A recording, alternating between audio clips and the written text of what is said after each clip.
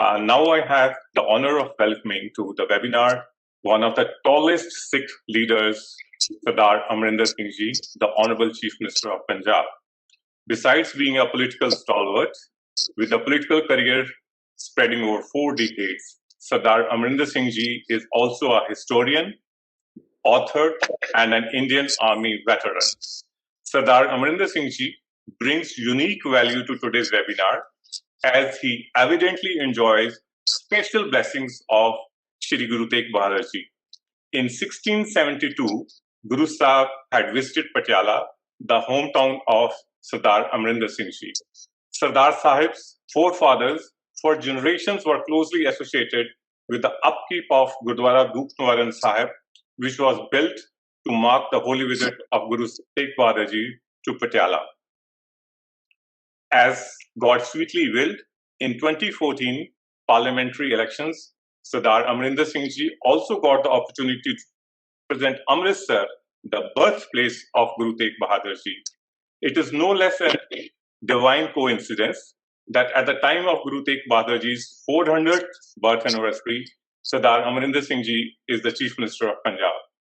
May I please request you, sir, kindly address the audience. Thank you. Governor Sahib, Shri Arif Muhammad Khan Ji, Gurudev Ji, Harinder Singh Sikha Ji, Jagmohan Singh Ji Raju. I'm firstly like to say that I am privileged today to be amongst you all in this seminar to commemorate the 400th birth anniversary of our 9th Guru, Shri Guru Tegh Bahadur Sahib, which is being organized by the KS Raju Legal Trust.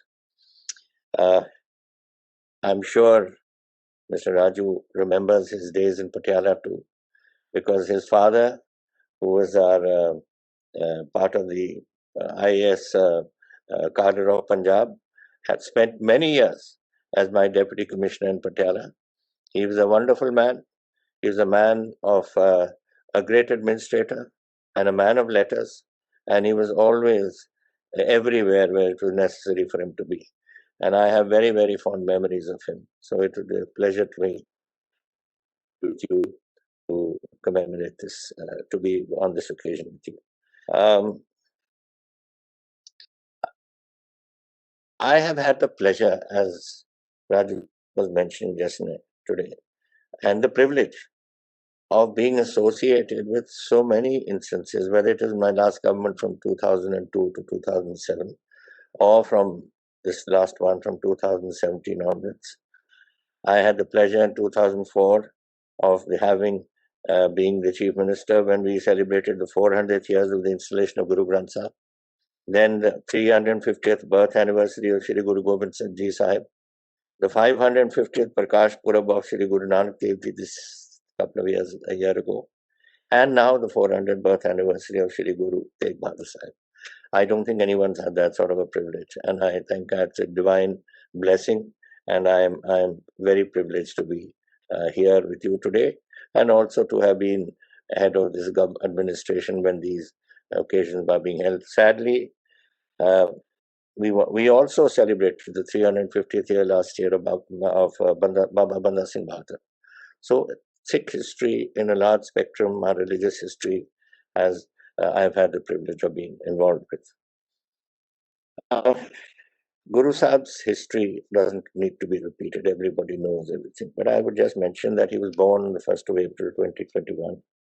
And he was the youngest son of our sixth Guru, Shri Hargobind Sahib, who incidentally blessed our house also at Guru Sar Mehraj in Batinda.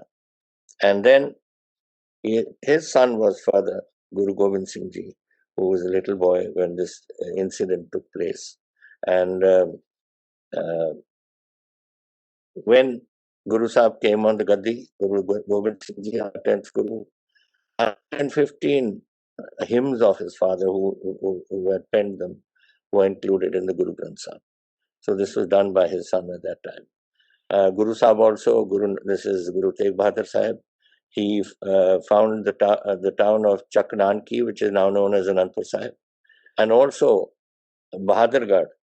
Now, it's an interesting story.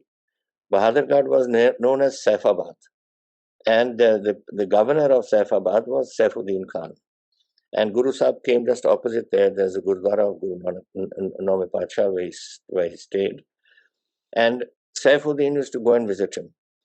And he became a disciple of his. And he is the one who changed the fort from Saifabad to Bahadurgarh after Guru Sahib. And for that, Aurangzeb had him sacked. So that was the story of that. But it was such an impact that Guru Sahib had on Saifuddin Khan, who was the Mughal Fauzdar of this area, that this took place. And eventually Saifuddin became a follower of Guru Sahib to the very end. He was a great traveler. He traveled as far as Dhaka. He traveled as far as Assam. Of course, he didn't do as much as Guru Nanak Dev Ji. Now, Guru Nanak Dev Ji went to Iraq and Makkah and all over the places he went. But he was a great traveler also, and he moved everywhere where he could do. And then when the Mughal Emperor Aurangzeb started his genocide against the Hindu community, and particularly the Kashmiri Pandits, Maharaj was then at Anandpur Sahib. And the Pandits from Kashmir came and said, Maharaj, you have to do something to save us because we are being slaughtered on a regular basis. So he asked the congregation, he said, which one of you would like to go and take this message to Aurangzeb? So just then his young son, who would later be our 10th Guru, Guru Gobind Singh Ji, said, who better than you, father? And Guru Sahib then decided to go, and he was his followers. He was arrested first by the Fauzdar of Sarand, who kept him in Basi Patana for 40 days, locked up on his way to Delhi. He didn't want him to go to Delhi. And that jail, which is there, the court I've given now to the state, to the SGPCs, to do it up and preserve it in our 10th Guru's, in our 9th Guru's memory. And with him went other of his people, his disciples. They were all caught, they were all tortured, they were all killed. Bhai Mati Das was sawn into pieces. Bhai Dayal Das was thrown into a cauldron of boiling water.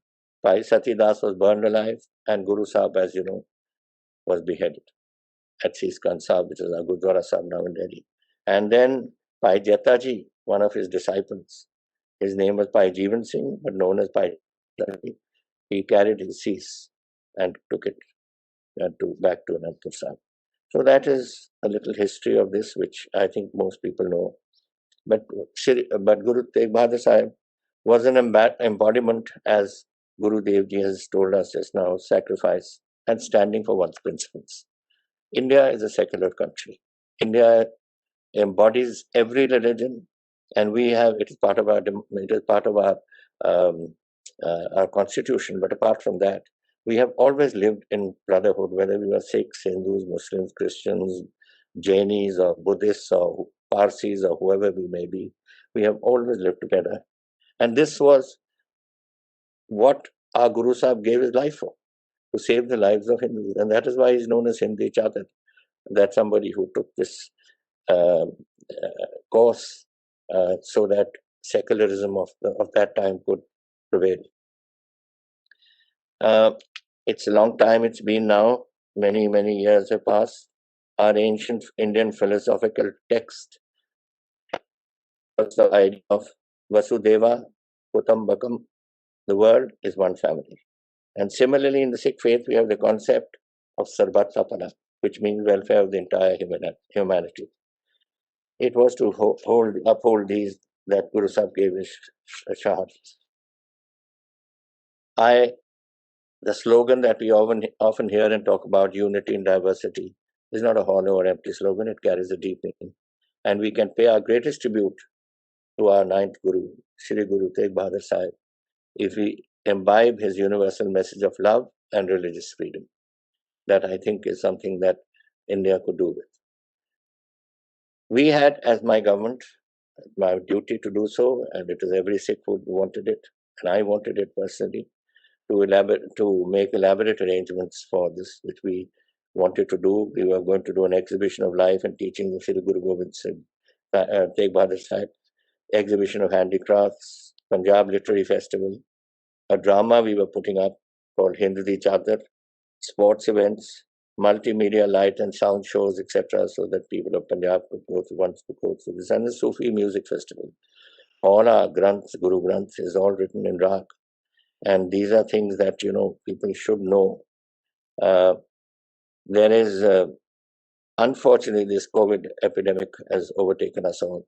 So we've had to do it in a very small manner, but hopefully things are settling down a bit. In fact, Punjab has today shown an improvement, and we have plateaued, and I hope it remains this way. Though we are having a number of deaths because there are a lot of people on oxygen. I've got nearly 10,000 people on oxygen today, and we don't have oxygen. So this is contributing. But new cases that are coming in have come down from about 9,000 to 6,000 today. So hopefully it's going to be under control. But what we are doing now is we have any infrastructure project wherever Guru Sahibs went, which we call the Charan Show places, have been identified, 103 in Punjab, 79 villages and 24 towns. And I have given a 50 lakhs per village for its internal development and 1 crore per town for its development, so that something can go on there and people know this. And apart from that, one of the things that Punjab needs, we don't have forests. Our forest is only here, which we have in the Shivalik mountain a little bit.